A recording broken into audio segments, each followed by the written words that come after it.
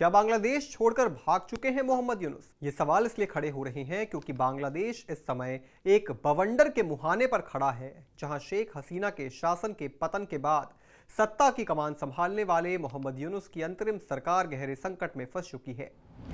जनता के आक्रोश की लपटें इतनी तेज हो चुकी हैं कि राजधानी ढाका में सड़कों पर विरोध की ज्वाला धधक रही है और इस मोड़ पर यह साफ होता जा रहा है कि यूनुस सरकार अब टिकने वाली नहीं है।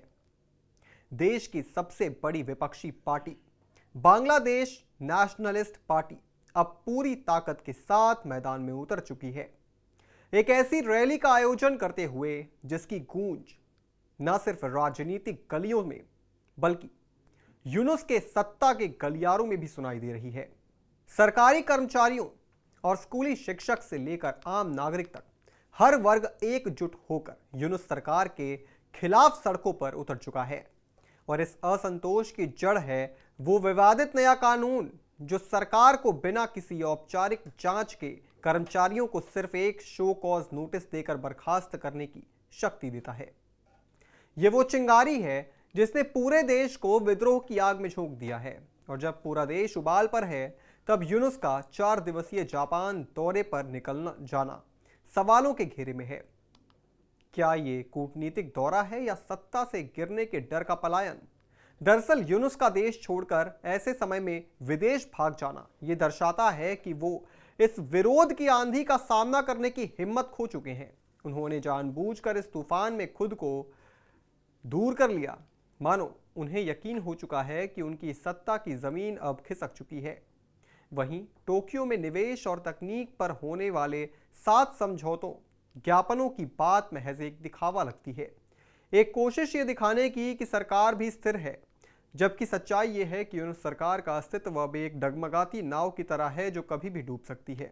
उधर बीएनपी के कार्यवाहक अध्यक्ष तारिक रहमान इस रैली को वर्चुअली संबोधित करने वाले हैं और माना जा रहा है कि वो एक निर्णायक घोषणा कर सकते हैं जो अंतरिम सरकार के ताबूत में अंतिम कील साबित हो सकती है।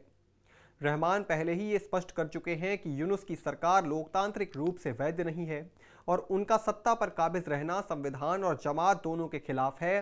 सत्ता के साथ सामंजस्य बैठाकर बीएनपी ने इस साल के अंत तक चुनाव की मांग को और मजबूती से उठाया है, जबकि यूनुस अब तक चुनाव को लेकर कोई ठोस ऐलान नहीं कर सके हैं। ये चुप्पी भी सत्ता ने से उनके मुंह और डर का उजागर करती है। ऐसे में ये कहना गलत नहीं होगा कि यूनुस की सरकार अब अंतिम सांसें गिन रही है। चारों ओर से उठती विद्रोह की लहर, सेना की चुप्पी, बीएनपी का आक्रामक रुख और जनता की बगावत ये संकेत दे रही है कि आने वाले दिनों में बांग्लादेश की राजनीतिक तस्वीर बदलने वाली है और इस बदलाव के केंद्र में है मोहम्मद यूनुस, जिनकी अंतरिम सरकार अब किसी भी क्षण गिर सकती है। उनकी जापान यात्रा अब एक कूटनीतिक मिशन नहीं बल्कि एक भयभीत नेता का पलायन लगता है, जो जनता की से लौटकर आने पर उनसे जलते हुए सिंहासन का सामना होगा, जहां न सत्ता होगी न समर्थन, सिर्फ विरोध और पतन का ऐलान। इस पूरी खबर पर आप क्या सोचते हैं दोस्तों? हमें कमेंट करके जरूर बताएं और तमाम बड़ी खबरों से जुड़े रहने के लिए आप देखते रहें आय ऑन भारत।